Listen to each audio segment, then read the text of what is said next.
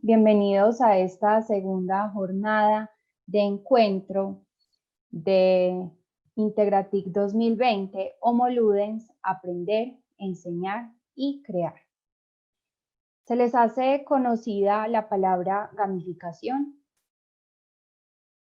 El juego subyace y acompaña gran parte de nuestras prácticas culturales y también de nuestra vida cotidiana, desde las competencias deportivas hasta las creaciones narrativas, y además el juego también ha hecho parte de los procesos de enseñanza y aprendizaje porque tiene la capacidad de transformar muchas de las prácticas de los docentes.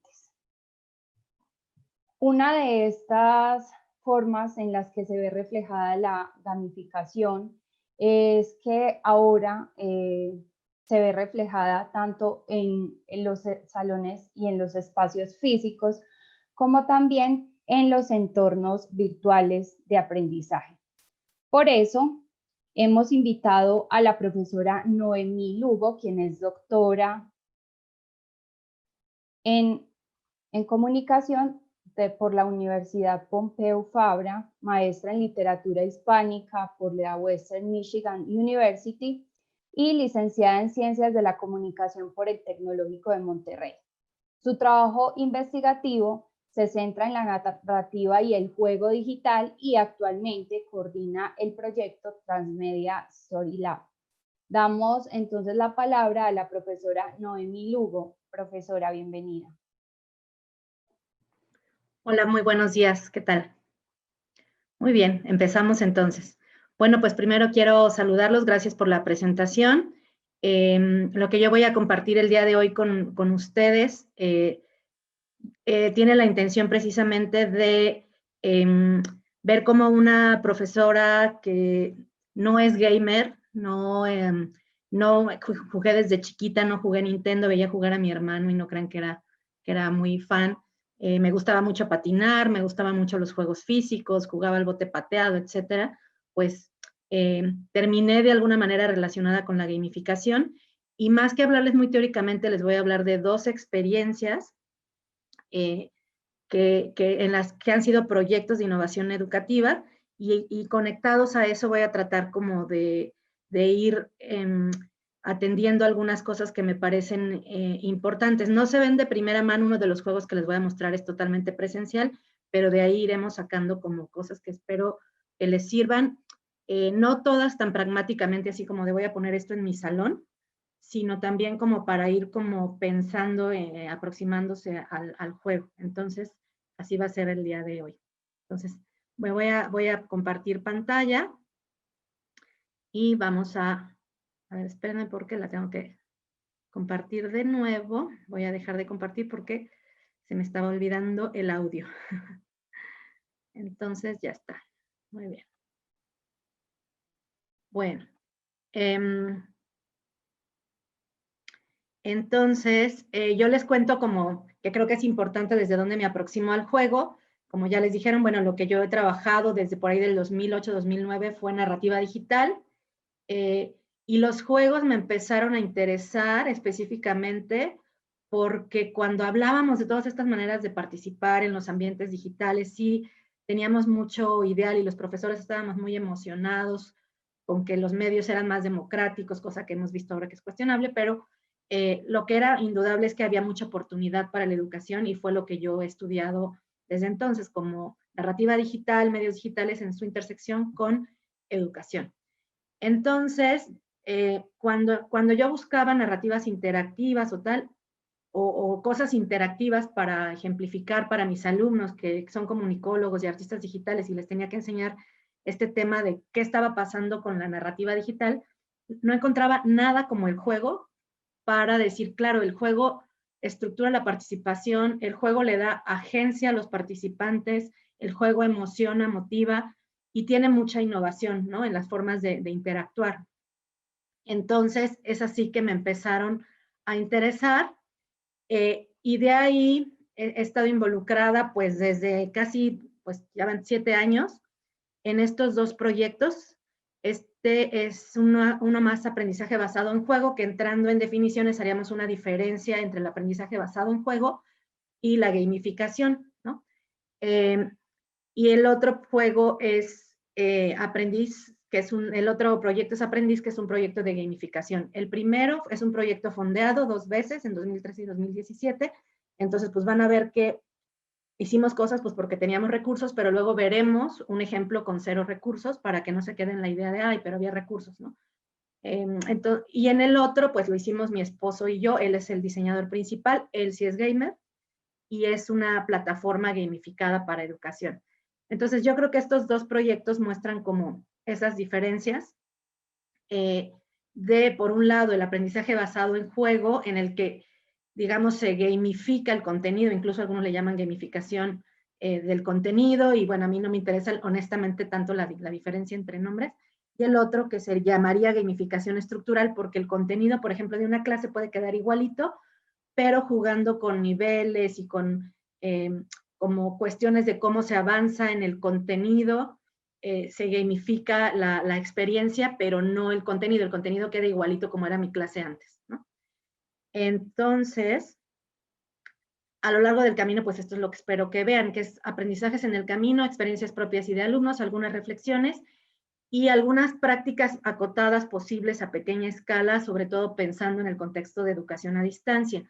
Ahí más bien no es que ponga juegos yo en clase, se los anticipo, sino que esto ha cambiado mi forma de ver cómo diseñamos la experiencia para el alumno en muchos sentidos, ¿no? Entonces, bueno, ahí sí luego van teniendo preguntas, igual las vamos poniendo en el chat, y yo pues trataré, si la veo cortita, que la puedo abordar como en el contenido que voy diciendo, la hablaré. Si no, la dejaré al final porque tampoco tenemos mucho tiempo. Lo que voy a hacer ahora es compartirles este video, que es de este primer proyecto fondeado y que son juegos que repetimos en el Tecnológico de Monterrey hace un rato. Ahorita veo, Julie, lo que me quieres decir. Lo voy a tratar de poner un ratito y luego le voy a bajar volumen para empezarlo a contar.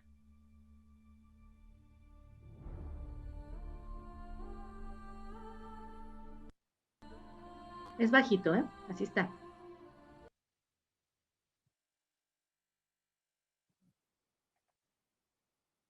No se está oyendo, ¿verdad? No, profe, no se está escuchando en este momento. Bueno, lo que me dicen si se está oyendo, alguien, por favor, que me pueda poner en el chat.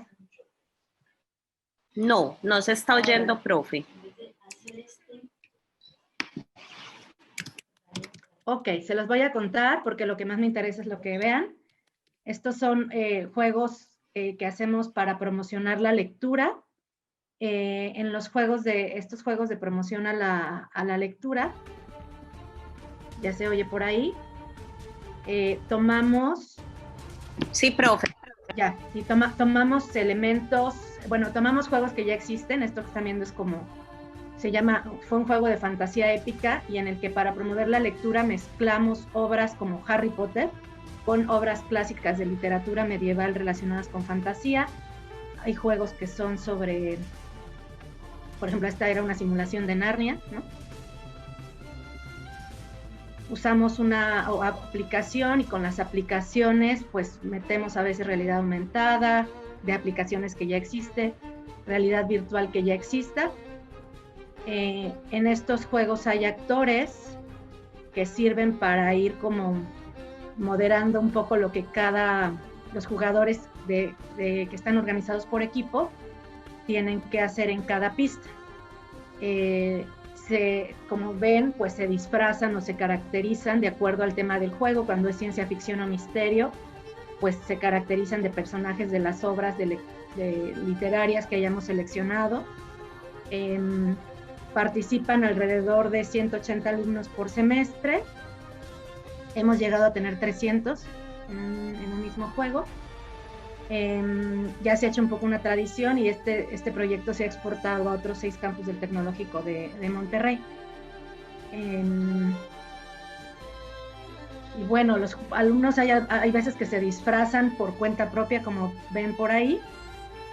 Es un juego no puesto en clase, no hay puntos por ir al juego, no hay cooperación de que un maestro apoye que vayan al juego. Normalmente,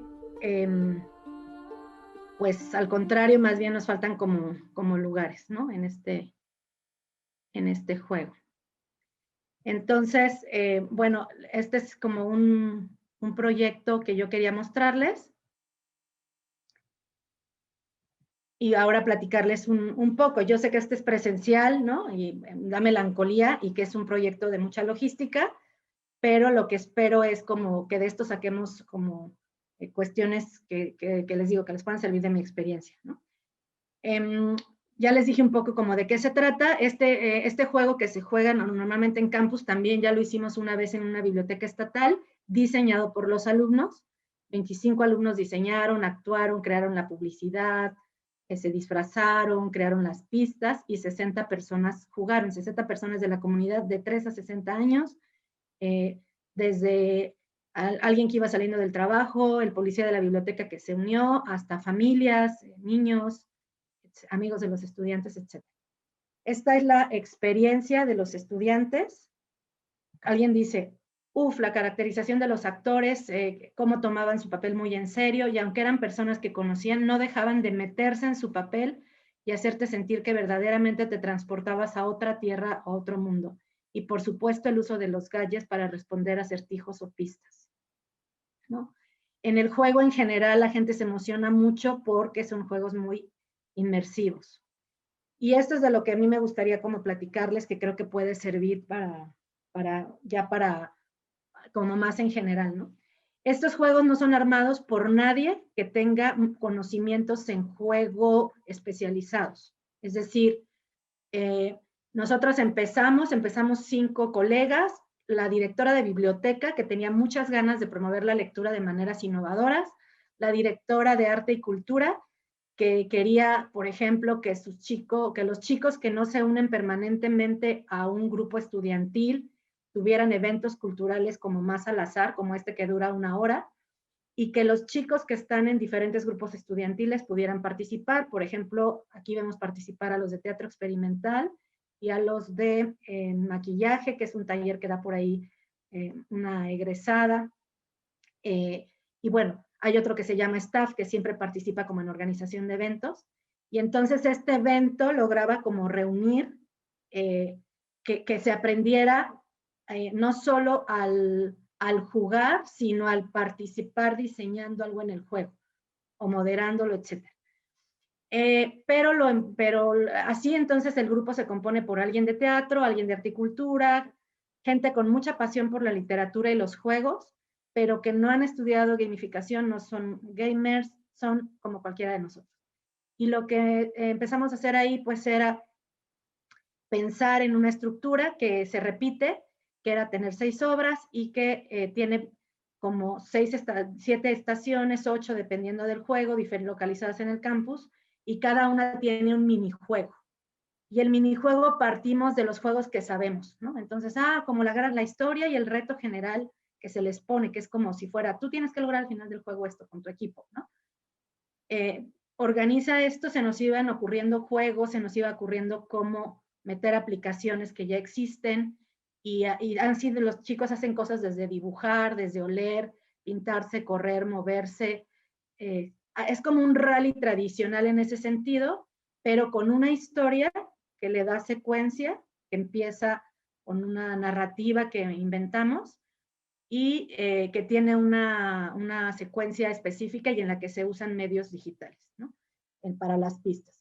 En ese sentido, la experiencia del rally todos lo vivimos, pero llegábamos a una pista y competíamos como, no sé, a llevar en la boca una cuchara, una canica al otro lado, y ya, ahí se acababa el juego. Esto tiene como una unión. Pero, bueno, lo hemos diseñado así. Una de las cosas más importantes que yo he aprendido sobre juego es que los alumnos no tienen por qué ser los jugadores nada más. Es decir, nosotros pensamos, entonces si gamifico yo tengo que organizar, o si pongo un juego en clase, pues ahora tengo que cambiar toda mi clase. Y entonces yo lo que he aprendido es que a lo mejor los alumnos deben ser los diseñadores, o sea, que el aprendizaje, si nosotros pensamos que uno de los aprendizajes en las categorías de Bloom más altos es diseñar y aplicar, o sea, más allá de aplicar es diseñar, pues a lo mejor si los alumnos diseñan no solo un juego, diseñan una historia, diseñan una aplicación, aunque sea en PowerPoint como prototipo, dependiendo de nuestra clase, ¿no? Diseñan un libro, diseñan una experiencia para enseñarle de química o biología a otros, pueden aprender. Y entonces en ese aspecto metería o diseñar un juego que se vaya a jugar realmente o un juego que no.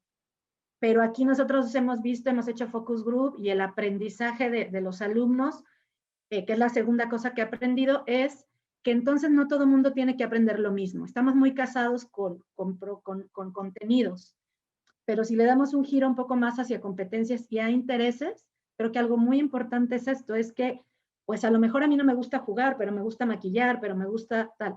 Y al final creo que de todo es que hay algo para mí y yo colaboro con algo, ¿no? Yo maquillé a ese artista aunque no participé en el juego, o yo sí participé, o etcétera, ¿no? Por ejemplo, hemos tenido, esta primera imagen son 30 chavos en Snapchat, en WhatsApp, moderando el juego, una vez que no lo hicimos con tableta, y entonces, bueno, son como las de las cosas que aprendí. Este es el mismo tipo de juegos, pero es en la biblioteca estatal sin recursos, sobre todo porque si no, como el otro es fondeado, parece que solo si tienes mucho fondo puedes innovar. Y aquí vemos cómo la alumna lo que estaba haciendo era dibujar un personaje de Alicia en el País de las Maravillas, y luego lo vemos ya montado, todo esto lo hicieron ellos a mano en papel, y luego ya la gente jugando, ¿no? Todo este juego, cada pista fue hecha con papelitos quemados, recortados, pura cosa que no costaba nada y fue más o menos la misma logística y tuvimos muy buena reacción de la gente. No, ahí había, como les había dicho, de todas las edades, gente para el juego, con un juego en el que a lo mejor se gastaron, no sé cómo está la moneda mexicana y colombiana, pero digamos a lo mejor se gastaron, no sé, $50, ¿no? Cuando mucho, para que tengamos una moneda en común. Estas somos nosotras, que somos Zaira Rodríguez, Lucy, María José, María Elena Melón y yo, pero más que es la única foto que tengo de nosotras, curiosamente. Este proyecto lo llamamos a Reimagine Education, que es como precisamente un concurso de innovación educativa internacional. Fuimos preseleccionados en la categoría de curiosidad, pero lo pongo en realidad porque, bueno, nos da gusto el logro, pero es una cosa de pues mucho tiempo, o sea, el proyecto empezó en el 2013 y aunque, por ejemplo, yo ya no estoy involucrada actualmente, el proyecto sigue, que esa es otra cosa, ¿no? Nosotros compartimos, transferimos a otros campus, enseñamos y la innovación continúa, ¿no? Nos y nosotras. En algunos casos, algunas todavía siguen involucradas y otra de las cosas es, hay ingenieras, arquitectas, ingeniera química, 2 comunicólogas, lo único que nos une es la pasión por la lectura, con habilidades muy diferentes, y luego cada departamento quería algo, ¿no? La directora de biblioteca quería que leyeran y que hubieran eventos innovadores, ya les dije, ¿no? Yo lo usé esto para investigación, parte de mi tesis doctoral, y después, pues, lo usé. Entonces, mi compañera María Elena Melón, que es como mucho pilar de este proyecto, ella es ingeniera en sistemas y ella diseñó la aplicación que usamos. Entonces, esto iría hacia la innovación educativa más que hacia el juego, que es, una, perfiles multidisciplinarios, 2, intereses que apuntan a metas personales e institucionales que entonces permiten que uno le eche energía a algo, ¿no? Y bueno, pensaríamos, bueno, pero eso es presencial, pero este semestre se va a jugar en línea por primera vez. Nos pone ante, ¿y ahora cómo le vamos a hacer? Yo les diría fácilmente que pues toda misión y todo reto se puede hacer con una historia que se pueda contar en video, en audio, en texto, con actores en vivo en Zoom. Y luego las pistas, pues podríamos hasta usar Canvas o usar Moodle o así para hacer misiones, ¿no? Entonces, en realidad, por ejemplo, este es un juego de ese tipo de hace muchos años, del 2013, que se llama Urgent Evoke, y en el que es en línea totalmente. Es un juego que ha tenido sus críticas y no me meteré ahora en eso, pero es un juego donde adolescentes eran invitados como a salvar el mundo un poco con innovación social. Cada miércoles aparecía una misión que les implicaba investigar y así como decir, bueno, vamos a tratar de resolver el problema del agua en África, en tal comunidad o en tal lado, y ellos investigaban, pensaban, ponían sus soluciones y todo era absolutamente en línea. Entonces, yo les podría decir que un juego de esto se podría hacer, ya les digo, en Canvas, Moodle, Blackboard, etcétera. Realmente, si nosotros cambiamos el texto de lo que, en vez de una instrucción, narrativizamos y si vamos poniendo misiones en las que los alumnos tienen un reto que cumplir que va ligado al aprendizaje, ¿no? O sea, no quiere decir desliguemos el aprendizaje, sino cómo lo ligaríamos. Pero se podría hacer en línea. ¿Todo un curso podría ser así? Podría ser, o una unidad temática, sí, ¿no? Yo podría decir, bueno, voy a ver tal tema de esta manera y entonces esta unidad en particular es lo que voy a cambiar, que ese sería mi consejo, no querer innovar con todo un curso, sino con una cosa pequeña, ¿no? Decir, no sé, a mí se me van las de otras áreas, pero yo doy, por ejemplo, una de las materias que doy en maestría es tecnologías emergentes en la educación, precisamente, y una unidad de realidad virtual. Entonces yo podría decir, voy a cambiarla de realidad virtual y esa la voy a poner con un juego. Bueno, pues algo así se podría hacer. Me voy a continuar con el otro proyecto, como me está tomando más tiempo de lo que quisiera. Bueno, espero que esté siendo útil, pero me está tomando más tiempo. Voy a tratar de ir rápido, voy a hacer lo mismo, a compartir por un lado el video, y por otro lado, en un momento lo bajaré para a lo mejor irles platicando o lo pararé y lo retomaré. Si eres capacitador, profesor o instructor, conoce sus ventajas. ¿Se oye? Promueve la retroalimentación entre los participantes. Aplica mecanismos de juego a la evaluación y a la retroalimentación. Facilita un diseño pedagógico basado en Mastery Learning y retos. Desde tu espacio de mentor, puedes crear y calendarizar misiones. Una misión consiste en cualquier actividad de aprendizaje o práctica. Realizar una lectura crítica, investigar, buscar un tesoro escondido en el aula o resolver un problema de física con un contexto de ciencia ficción. Si utilizas aprendizaje basado en retos, en Aprendiz podrás crear misiones encadenadas que permitan resolver un reto final.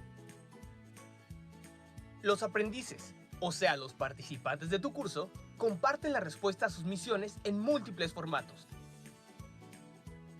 Entonces, podrás evaluar y darles retroalimentación. Pero estas discusiones no son solo para el mentor. Cada grupo cuenta con un muro de conversaciones, parecido a una red social, donde cualquiera puede iniciar o participar en discusiones y debates. Ahí se publican las soluciones a las misiones, promoviendo la inteligencia colectiva y retroalimentación entre pares. Desde tu espacio de mentor, también puedes diseñar con facilidad pruebas de opción múltiple. Puedes configurar varios aspectos como dificultad y tiempo meta, así como calendarizar por periodo o encadenar. Los aprendices pueden tomar cada prueba varias veces. Si le agregas reactivos adicionales, tendrán una versión diferente cada vez. Según su desempeño en la prueba, los aprendices reciben puntos de acuerdo a una escala que cambia progresivamente con cada intento. Tomar una prueba varias veces les da más puntos que hacerlo perfectamente, pero solo una vez. Esto convierte la evaluación de sumativa, es decir, que mide resultados, a formativa, que fomenta el aprendizaje. En Aprendiz, los puntos y niveles dan ventajas prácticas a los aprendices. En cada prueba o misión, ganan amuletos que les sirven en pruebas o misiones posteriores. Podrán tener más tiempo, más puntos, pistas, etc. Estos amuletos se vuelven más poderosos al subir cada nivel. Los aprendices también pueden regalarse amuletos, retarse a resolver pruebas y votar por las mejores publicaciones, otorgando así puntos al autor. Así se fomenta tanto la cooperación como la competencia. Los aprendices obtienen puntos y suben de nivel, pero esto se mantiene independiente de las calificaciones numéricas. Cada actividad se evalúa sobre 100. Exporta a Excel y decide tú cómo promediar la evaluación numérica. Aprovecha también las métricas de desempeño de las pruebas, las cuales te informan con base en categorías que tú mismo asignas a las preguntas.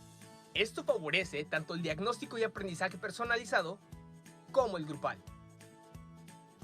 Nuestra empresa te ofrece varios... Ok, eso ya es el que tengo, entonces les pongo ese, pero no es venta.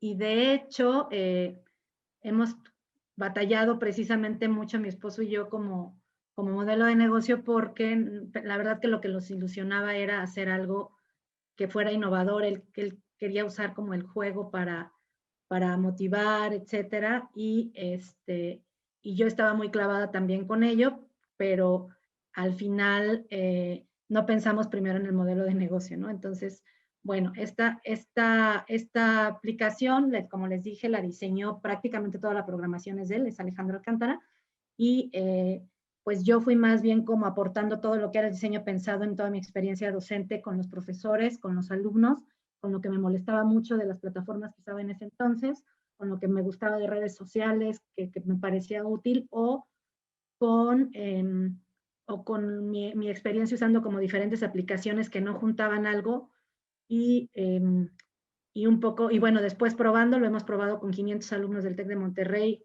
en diferentes cursos, la mayoría míos, pero también de otros profesores, y ahora estamos pues con el proyecto un poquito, retomar esto al final en otro proceso. Esto muestra que es gamificación. La gamificación es la aplicación enfocada en usuarios de elementos, mecánicas, diseño, lógica propias de juegos en contextos que no son juegos, con el fin de motivar, involucrar, influir, yo diría, más que cambiar, pero bueno, comportamiento o resolver problemas, ¿no? Lo que acabamos de ver es un uso muy específico de la gamificación y es estructural porque yo puedo dar ahí una clase, por ejemplo, he dado semiótica, estética de medios digitales, puedo dar una clase una compañera una vez dio programación o dio animación 3D, una dio como una clase de redacción muy involucrada con redacción y puntuación y esto. Entonces, ese contenido no cambia. Lo que se gamifica es que cuando tú haces, por ejemplo, una prueba, la puedas hacer varias veces, te dé puntos en el juego, no en la calificación, etcétera. Es decir, se gamifica cualquier contenido, pero la estructura lo permite y es algo sistémico, es decir, no podrías usar esta plataforma y usar Blackboard y Moodle y tal y combinarle porque los alumnos se harían bolas, ¿no? Sino que esta es la plataforma donde se suben todas las tareas que en el juego se llaman misiones y se hacen todos los exámenes y toda la interacción y convivencia. Entonces, esto muestra que la gamificación como tal en realidad es sistémica, es todo un proyecto, pero no quiere decir que no podamos de repente, por supuesto, usar ciertos elementos, ¿no? Entonces les voy a hablar como de dos aspectos de la gamificación, que son el aprendizaje entre pares y la evaluación, cómo las hicimos, pero también cómo, por ejemplo, si nosotros quisiéramos nada más gamificar un poco la evaluación o gamificar algún aspecto, podríamos hacerlo. Por supuesto, estas no serían las únicas maneras que ustedes pueden usar para gamificar algo en su clase, pero son un ejemplo de que podemos agarrar una partecita. Entonces, lo que se quiere gamificar, que eso es muy importante porque si no lo pensamos, pero la gamificación es para divertir, o entonces la diversión es más importante que el aprendizaje. No debe ser, y eso depende del diseño. Entonces, lo que se quiere promover es que los alumnos se den retroalimentación porque creemos en digamos, en la educación como un proceso sociocultural. Yo lo he puesto en clase siempre, con la plataforma que sea, sin plataforma. Y cuando le pregunté una vez a los alumnos si creían que mi retro o la de sus compañeros era más valiosa, fueron muy honestos y la mayoría coincidió que lo importante era la retro. Los profesores damos retro especializada, pero muchas veces lo que el alumno necesita ver es algo que no alcanza a ver y que con alguien más que se lo ponga de frente ya lo ve, ¿no? Entonces, la retroalimentación entre pares pues funciona mucho, hay más confianza, no hay presión de que piense el profesor, no se sientan los alumnos como me está evaluando y me está juzgando. Y luego a nivel de educación se ha probado que esta es la más importante de todas las cosas que hacemos, que es la retroalimentación. O sea, lo que más influye en el aprendizaje es la retroalimentación. Entonces, si queremos promover eso, no perdemos la vista del aprendizaje y entonces es cómo gamificamos para que eso suceda. En esta plataforma, una de las mecánicas es votar por los comentarios o cosas que ponen los compañeros y eso les da votos en el juego, no en la calificación. Para que no sea un votadero de todo mundo por todo mundo, los votos están limitados de acuerdo al número de alumnos por grupo. La plataforma le permite al alumno dar hasta máximo X número de votos para que sea selectivo y los votos que puede dar un alumno aumentan en cada nivel. Este es un ejemplo, se ve bien chiquito, perdón, pero si ven al lado derecho, arriba, superior, ven, por ejemplo, que aquí yo les pedí a los alumnos algo como que subieran cómo usaban sus medios, o los medios digitales y demás, pues porque son el tipo de clases que doy, y alguien le da a este alumno 3 votos. Hay muchos casos donde yo no les pido que voten, pero si, por ejemplo, en un proyecto digo, no, sí quiero que los alumnos mismos reconozcan el mejor proyecto de clase, porque así van a ver cómo lo que yo les puse de tarea, misión, ejercicio, lo resolvió alguien más y pueden reconocer, ay, qué buena idea, cómo lo resolvió, entonces les pediría intencionalmente votar por los proyectos que prefieran, ¿no? La otra es que mi retroalimentación es pública y la no la calificación de los alumnos en el proyecto, pero la retroalimentación es pública y los alumnos también pueden poner retro. Esta es una que fue natural, ¿no? Me gustó mucho tu trabajo. Pues no, lo mismo, si yo quisiera que la retro sea con teoría, pues la puedo poner con teoría con ciertas condiciones. Pero si no, esto simplemente todo el tiempo está fomentando ese reconocimiento de unos a otros y ese mirar el trabajo del otro para aprender, ¿no?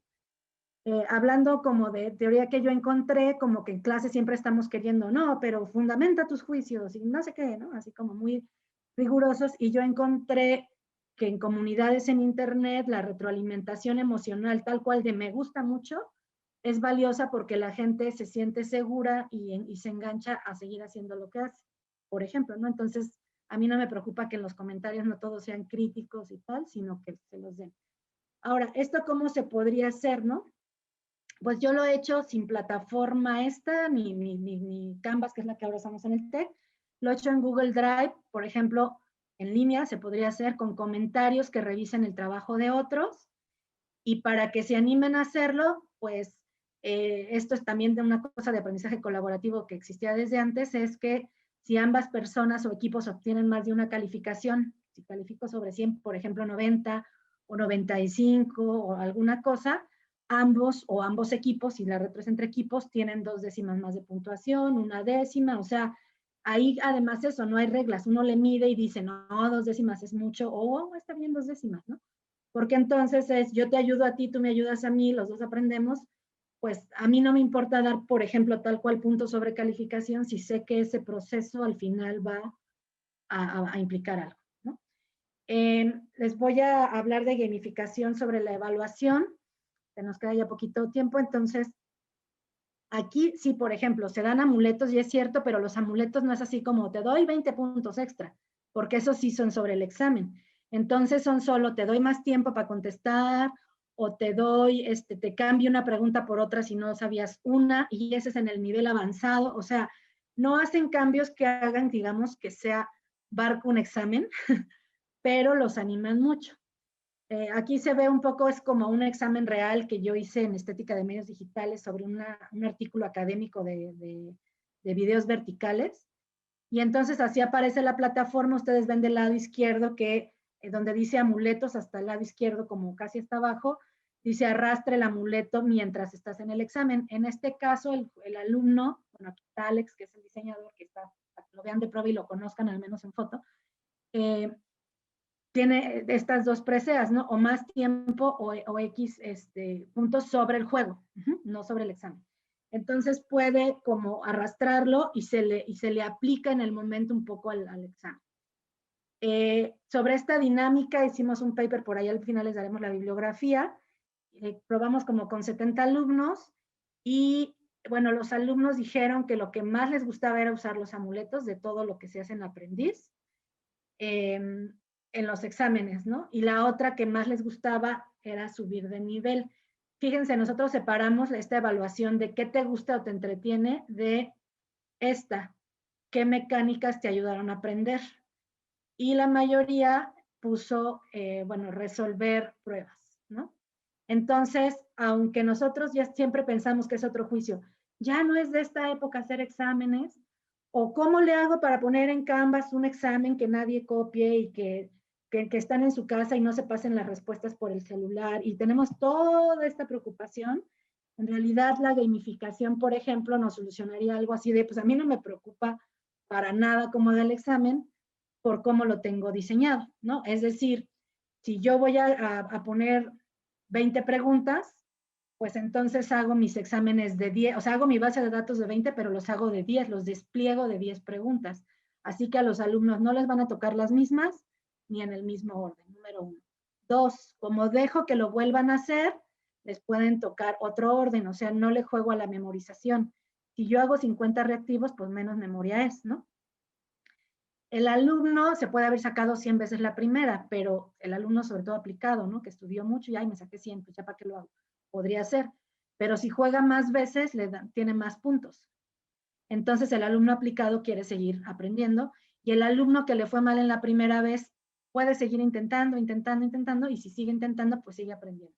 Es por eso la idea de cambiar la evaluación sumativa del examen de te sacaste 70, ay, chino, si se había estudiado, la frustración de un alumno que se había estudiado y no le va bien, o la poca oportunidad del alumno que a lo mejor no estudió, pero que entonces le aplicamos un castigo por no haber estudiado, mientras que a lo mejor el examen sería la forma en la que podría estudiar. Lo que ven aquí son un caso real de las veces, por ejemplo, que presentaron estos alumnos varios exámenes, qué exámenes sacaron, qué calificaciones sacaron, y esto se exporta a Excel y yo ya puedo decidir. La regla que yo tengo con ellos es, te pongo la mejor de las 2 primeras veces, no promedio. Entonces, por ejemplo, si tengo un alumno con 72 y 29, le pongo 72, gran diferencia. Hay alumnos que sacan lo mismo, ¿no? Hay alumnos que sacan 100 y vean, ya no quisieron seguir jugando, ¿no? Pero, por ejemplo, hay alumnos que van logrando a la segunda 100 o a la tercera. No me acuerdo si les he puesto porque ahora uso Canvas porque es institucional y ya no recuerdo, pero no me acuerdo si era la segunda o hasta la tercera. Pero, por ejemplo, no es hasta que saque 100, ¿no? Porque, pues, si no, imagínense, estaría bueno, pero ya me parecería poco riguroso. Entonces, he combinado el rigor con esto. Y esto, además de que muchos grupos o muchos alumnos se han acercado en persona o llegaron a ponerlo en las encuestas que hacíamos para monitorear la plataforma mientras el diseño era beta, me decían esto que era lo más importante y lo más repetido, pero esto que les muestro me lo puso un alumno en una evaluación de profesora sin que se le pidiera, o sea, ni siquiera sé quién me lo dijo, ¿no? Y dice, ha sido el mejor ejemplo de implementación de exámenes que he visto en una clase, aprendía con cada examen y era divertido hacerlo. Pues yo ya con esto creo que vale la pena y que esto, igual que hace rato, no es, en Canvas te permite hacer varios intentos, no sé si Moodle, la verdad eso sí no sé porque Moodle les confieso que nunca lo he usado, pero supongo que es muy similar a Blackboard, pero por ejemplo, nosotros podemos tener la plataforma que sea, hacer nuestros exámenes en una de estas que son para exámenes, pero lo que cambia es que la plataforma ya lo califica por nosotros, ¿no? Lo importante sería qué pensamos nosotros sobre los exámenes, ¿no? Si pensamos que no a la primera o si pensamos, que eso sería lo que yo cuestionaría, que con un examen se puede practicar y aprender, pues lo puede hacer con cualquier plataforma. Entonces, yo les terminaría para poder tener tiempo de preguntas, con qué he aprendido yo sobre juego que no implica jugar y qué he tratado de poner en mi clase. Uno sería dar agencia a los estudiantes. Por ejemplo, votar con Zoom, así de los voy a dejar votar, pero no sobre una opinión, sino cuestiones que pasan en clase. Por ejemplo, hace poco hicieron presentaciones y yo les dije, bueno, ¿quieren presentar todos ante todo el grupo y así no uno tras otro? ¿O quieren presentar en Zoom Rooms presentaciones cruzadas, tener mucho tiempo de presentar y de dar retro al otro equipo y luego viceversa? Vamos a votar. Entonces, la clase de ese día estuvo totalmente definida por una logística que ellos escogieron y ellos preferían esa dinámica. También lo hice otra vez preguntando si, por ejemplo, querían que les diera la clase. Les hice la presentación y dije, era una época en la que estaban hablando mucho en clase, en presencial. Y les dije, a ver, ¿quieren leer la presentación y luego me preguntan dudas o quieren que yo se las presente? Sorprendentemente me dijeron que yo se las presentara, ¿no? Entonces yo les dije, pero entonces si yo voy a hablar me van a escuchar, porque ustedes lo están eligiendo. Piénsenle bien, ¿seguras? Sí. Claro, eso los compromete a ponerme atención. Y de veras, yo si hubieran escogido, que era lo que pensé que iban a hacer, leer la presentación como aula invertida, leerla y luego preguntarme dudas, me hubiera parecido excelente. pero yo hubiera creído que preferían eso. Y no pensar por el alumno, sino dejar que ellos me digan, pues cambia toda la dinámica de clase, pero de acuerdo a lo que ellos preferían en general, ¿no? Entonces no, pues el voto como ícono ahí de, pues, si no pensamos, ay, pues que hay que ponerlos a votar y que hay que ponerles aplicaciones interactivas y hay que ponerles, y a veces uno se siente incómodo, ¿no? Porque dices, claro, si yo apenas estoy manejando el Zoom, luego salirme a la otra y a la otra, pues da cosa. Entonces no es tanto estar usando 1000 cosas como si fuéramos DJ en clase, sino realmente pensar que con lo que tenemos, ¿qué podemos hacer que realmente sea significativo? Que es pensar que las personas tienen ciertos derechos y no tenemos todo el derecho siempre de organizarles todo y decidirlo todo, que es como la educación tradicional lo hemos hecho.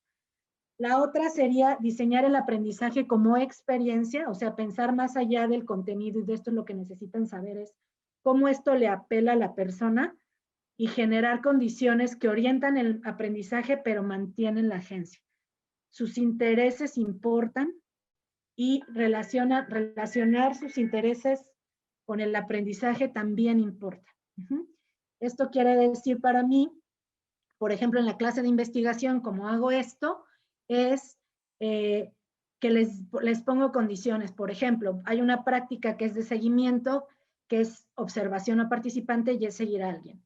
Entonces, la condición que pongo es, porque yo quiero que ellos conozcan gente fuera de la universidad y que no sea, ay, voy a seguir a mi mamá o a mi amigo, ¿no? Sino que enfrenten que en la investigación uno busca o a veces un participante de la nada y tiene que tocar la puerta. Otra cosa que quiero es que salgan de las puertas de la universidad, porque además estoy en una universidad privada, quiero que convivan con gente diferente. Entonces les pongo la condición, debe ser muy diferente a ti en algo.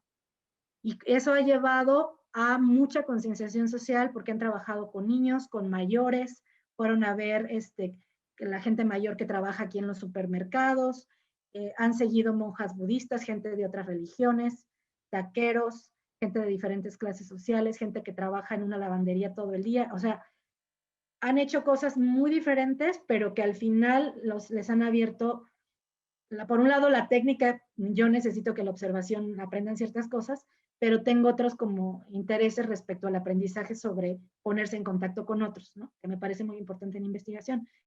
Y ese es un ejemplo de diseñarla, esta es una de las prácticas favoritas, hacen un mapa de empatía y tal, pero creo que sobre todo por cómo está estructurada como una experiencia, ¿no? Que tenían que salir. Esta que yo les cuento es presencial, pero en presencial y en línea, otra de las que hago es que investiguen sobre en investigación-acción, hago una investigación-acción donde investigan sobre grupos que les interesen mucho y que les inquieten. Por ejemplo, ahí me salen constantemente, últimamente, cuestiones relacionadas con género, ¿no? Y entonces ellos se dan cuenta, wow, puedo investigar sobre la vida, no es de biblioteca, y siempre me lo dicen, yo pensé que investigar era puro ir a la biblioteca. Y es porque estoy pensando en la agencia y en eso sin pensar nada en juego. O sea, no digamos, sí en juego, me vino del juego, pero no estoy haciendo nada de jugar. La otra sería con esta y la que sigue termino, son dos más nada más, diseñar secuencias didácticas basadas en repetición y variabilidad. Los juegos tienen eso, ¿no? Las reglas no cambian, pero, por ejemplo, en esta materia de tecnologías emergentes en la educación, que es una materia en línea, siempre en línea, desde antes de la pandemia, y asíncrona, esta es la secuencia didáctica. Descubre qué es leer o ver materiales, analiza qué haces con ese material, conversa para aprender, que es un foro, pero con reglas muy específicas para que se dé esto del aprendizaje entre pares y de inteligencia colectiva. Por ejemplo, es un foro en Canvas, pero contesta una de estas preguntas. 1, les dejo seleccionar pregunta. 2, casi siempre es cómo eso se ve en la lectura en relación con tu trabajo, porque casi todos son maestros. Entonces ahí ya jalo la vida, ¿no? Entonces es un foro, pero las reglas del foro no son comenta la lectura. Escucha experiencias de expertos. Nosotros tenemos, aunque es asíncrona, que dar 3 sesiones de suma al semestre y yo las uso específicamente para traer expertos del mundo a los que ellos no tendrían acceso si no fuera por esto. Y entonces, si el tema es, como les decía, realidad virtual, por ejemplo, hicimos un panel de realidad virtual con expertos profesores de realidad virtual de mi campus y con una empresa de realidad virtual. Luego es diseño o prototipa, que ya es como el nivel de aplicación, pero no es diseño o prototipa lo mismo. Ellos siempre saben que en esta sección van a diseñar o prototipar, pero en una de las unidades diseñan una app en PowerPoint, no digo que ingeniería, en otra diseñan una secuencia didáctica, en otra un curso en línea para otro público distinto a sus alumnos y en otra un pitch. Luego de este diseño se dan retro entre pares y luego hay un proyecto que es a lo largo de todo el semestre, pero que cada unidad le dedican la última semana para avanzarlo, en el que en vez de que yo les ponga el reto, ellos seleccionaron el reto de las problemáticas que como profesores viven, dieron una lluvia de ideas de 10 problemas a nivel México y Latinoamérica, porque los estudiantes son de toda Latinoamérica. Ellos votan por qué problemas son relevantes y les apelan, y ellos resuelven ese reto. Yo no les pongo el reto, yo les pongo las condiciones para que ellos escojan el reto. Finalmente, lo último que les diría es que lo que he aprendido es a conjuntar proyectos, fines, pensar a largo plazo, involucrar a otros, trabajar de manera multidisciplinaria y pensar en la educación fuera de la escuela. Y por tiempo, les voy a mostrar muy rápido esto que es en lo que ando ahorita, que son un proyecto de investigación-acción, que son cursos para para familias de niños con autismo. Yo tengo un hijo con autismo, que están basados en narrativa, en historias y experiencias de madres que tienen hijos con autismo. Están basadas en aprendizaje entre pares, se van a dar estos cursos en Aprendiz, están basados en investigación reciente, y entonces vamos a usar esta plataforma para algo súper diferente, que es en cursos de 2.5 horas de contenido a lo largo de 2 semanas. Las mamás empezarían, no sé, haciendo una encuesta. Todos los cursos tienen una historia. Esta es la historia de un diagnóstico. Aquí solo tienen que ordenarla. Luego tendrían misiones donde podrían decir, bueno, ¿qué quieres saber? Un video sobre yo que hubiera querido saber al inicio del diagnóstico, cuando mi hijo fue diagnosticado. Y luego la pregunta de, ¿a ti qué te gustaría saber? Y con base en las preguntas de las participantes, se llamaría a expertos que pudieran contestar. Podría ser un neurólogo, un psicólogo, un médico, un nutriólogo. No sabemos hasta que el grupo responda, ¿no? Los exámenes serían utilizados no para repasar algo que ya se estudió, sino serían usados como trivias para que a través de ellos aprendan sobre el autismo de forma divertida. O sea, los contestarían sin haber estudiado, digamos, porque la gente no tiene tiempo. Entonces es un uso completamente diferente. Y bueno, esta es una ilustración de Paulina Leal, que es para este curso. Paulina Leal es una alumna en la que hemos involucrado alumnos. Ahorita tenemos 10 alumnos de animación y arte digital trabajando en este proyecto, ilustrando 3 diferentes historias de mamás que son para diferentes cursos, y en los que la narrativa juega el rol de qué le pasó a una mamá real y a partir de esa experiencia aprender de las demás. Con esto terminaría. Muchísimas gracias. La verdad que sé que fui así, pero también es un tiempo muy corto. Y bueno, pues por supuesto estoy para preguntas. Les robé 10 minutos de preguntas, de verdad, una disculpa. Y bueno, por aquí hay varias cuestiones que se están comentando. Creo que no vamos a alcanzar a comentarlas todas, pero pues con gusto de las que podamos, sí. Y por supuesto, pues a lo mejor una sería que, si no, pues de las más importantes, puedo luego comentar. Profe Noemí, nos dicen que vamos a tener un tiempito un poquito más prolongado hasta las 9:10. Ya estamos notificando en el evento del conversatorio que tenemos enseguida en el otro enlace para quienes también van a participar. La profe Noemí también va a estar en el conversatorio sobre la convocatoria de innovación educativa. Entonces vamos a iniciar allá a las 9:10, también por petición de la coordinadora de UDE Arroba, de nuestra profe Doris, para que tengamos acá un espacio hasta las 9:10. ¿Listo? Perfecto, muy bien. Pues yo quedo más bien a la orden. No sé cómo quieren que les hagamos con las preguntas. Tengo aquí algunas. Yo puedo ver en el chat algunas cosas. Buenos días. Primero son los buenos días. Déjenme ver. Bueno, aquí alguien comenta, no todo el mundo tiene que aprender lo mismo. Yo digo que sí, es un buen punto de partida para innovar. Y yo creo que esto podría ser todo un debate. Por un lado, habría una cuestión de equidad en los dos sentidos. Es decir, que todo el mundo aprenda lo mismo, ha sido la apuesta precisamente de la educación pública para no dejar atrás a la gente, ¿no? Entonces, no diría que hay que ir contra eso, y además, pues cada escuela tiene sus reglas y cada universidad, ¿no? El enfoque basado en competencias nos da un poquito más oportunidad de pensar en que a lo mejor sí es la competencia, pero no de la misma manera.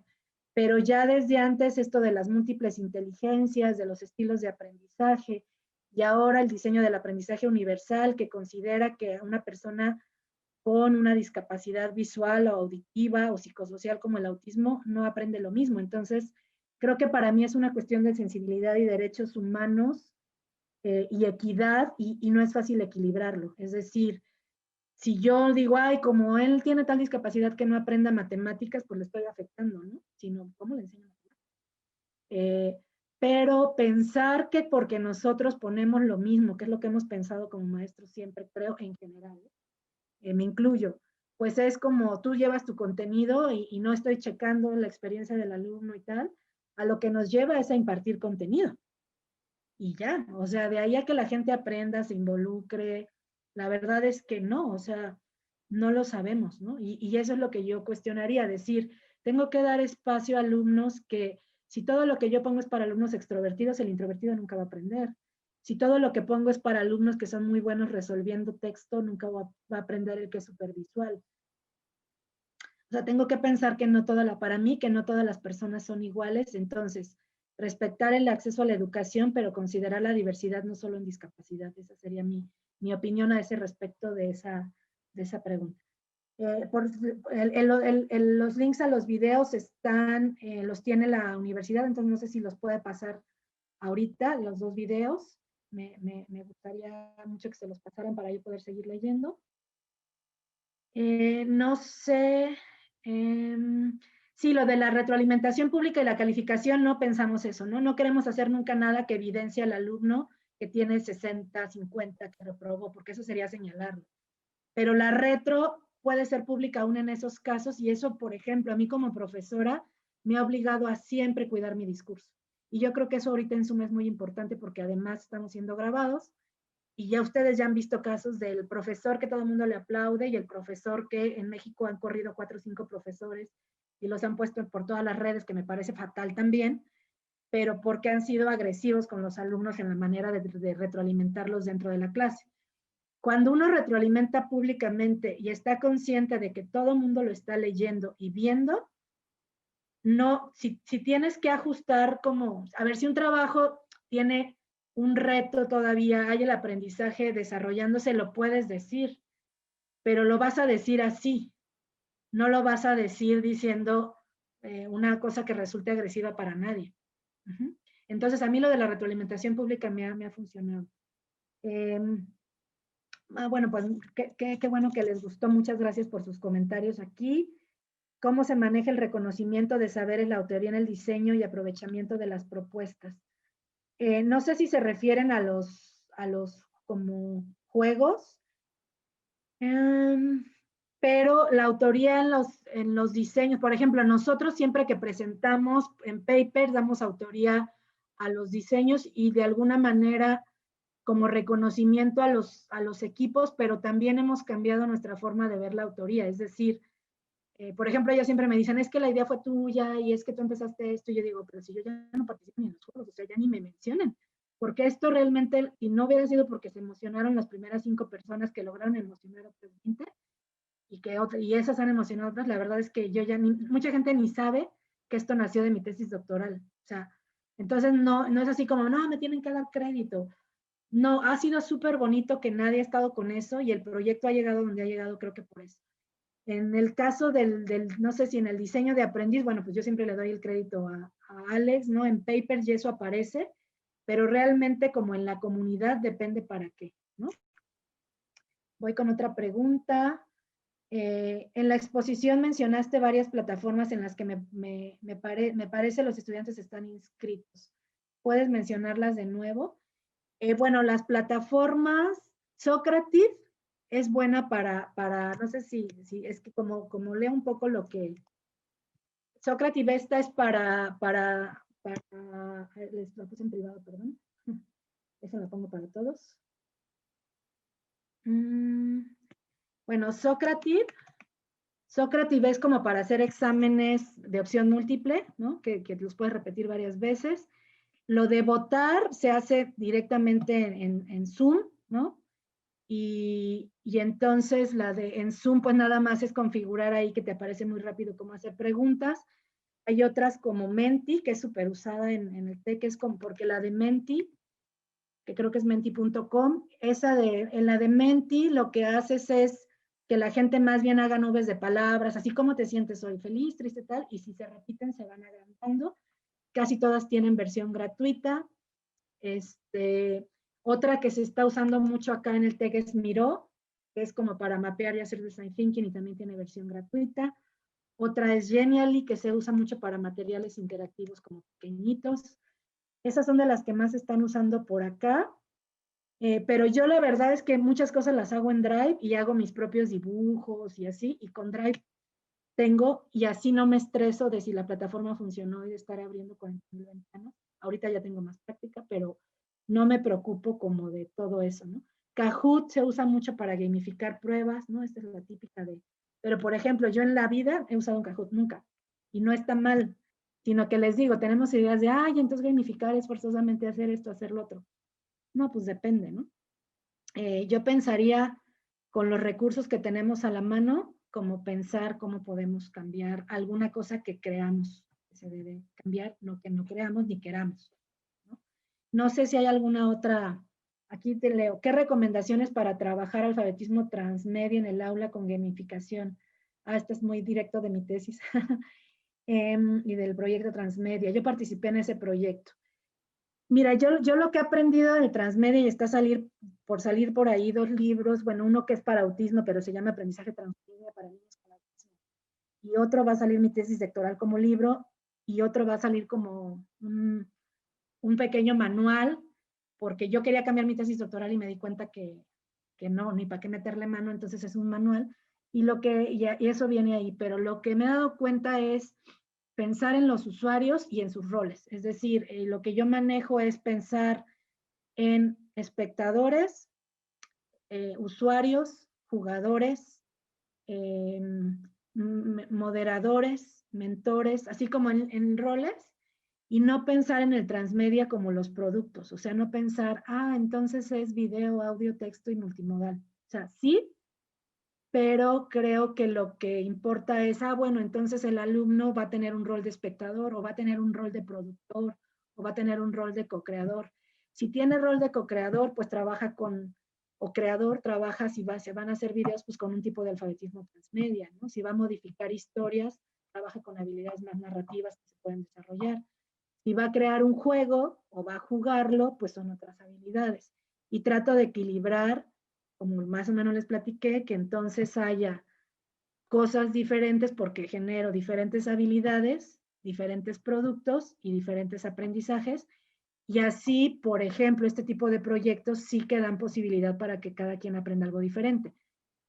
Si yo hago, por ejemplo, un producto, eso lo hacía hace años, ¿no? Un proyecto de televisión y una persona es el jefe de piso, otra es camarógrafo, otra es guionista, otra es que lo que va a aprender es diferente. Y sin embargo, en esas clases no lo sufrimos en cine. Cuando alguien hace una película, sabemos que el director no va a aprender para nada lo mismo que el asistente de dirección o que el fotógrafo o que el guionista. Y no nos preocupa porque lo importante va a ser que sabe cómo se trabaja en un equipo de producción y que va a saber ciertas habilidades y que si se metió a director o a guionista es porque le gusta más escribir o dirigir y que seguro eso es lo que va a buscar en su vida profesional.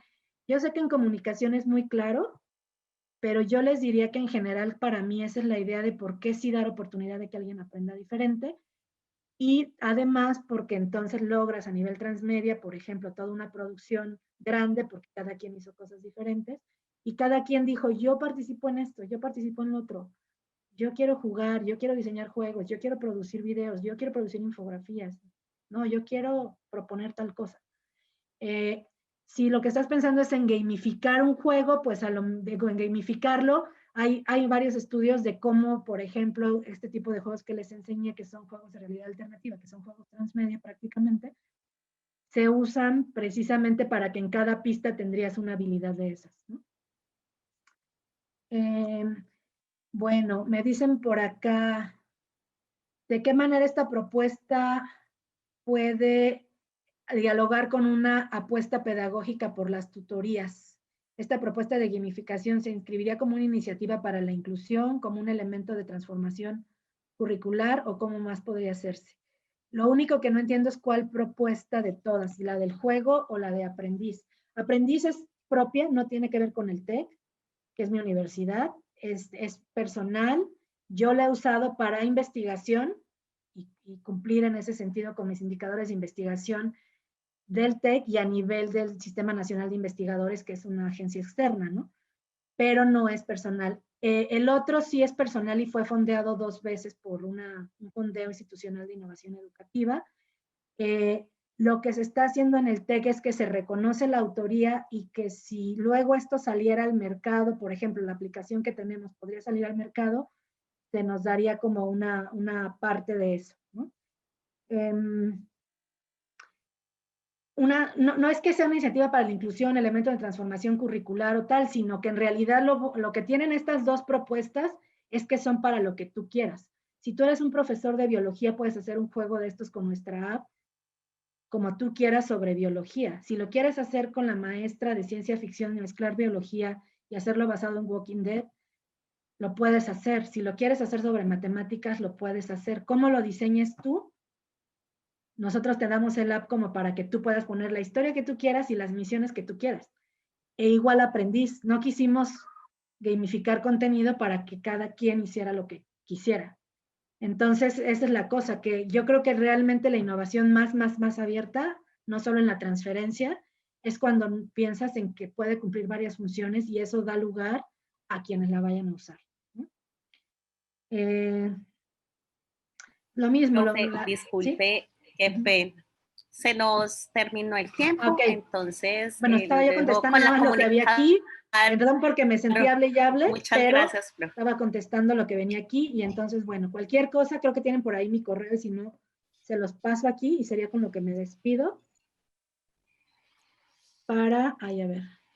Profe, nos van a dar unas indicaciones con respecto también a todos los asistentes.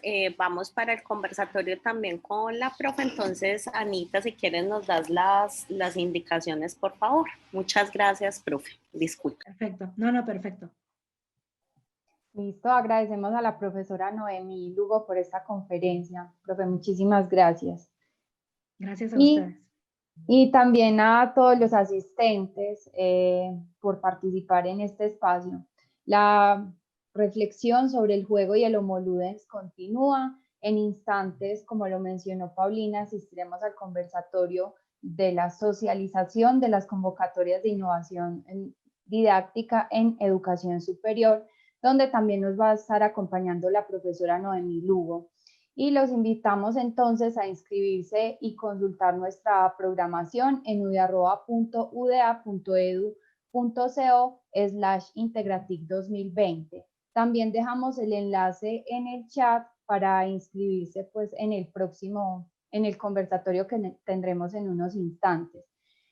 Además de esto, posterior a este encuentro, les enviaremos una breve encuesta a sus correos electrónicos para conocer su experiencia dentro de esta actividad y en los próximos días les estaremos enviando los certificados de participación. También los invitamos a visitar POSTIC, un espacio en el que podrán conocer los avances y resultados parciales de los proyectos beneficiarios de las convocatorias con TIC Investigo e innovaciones didácticas en educación superior. Para acceder, solo deben ingresar también al enlace que hemos dejado en el chat. Muchísimas gracias por su asistencia a este primer encuentro de esta segunda jornada de Integratic 2020, Homo Ludens, Aprender, Enseñar y Crear.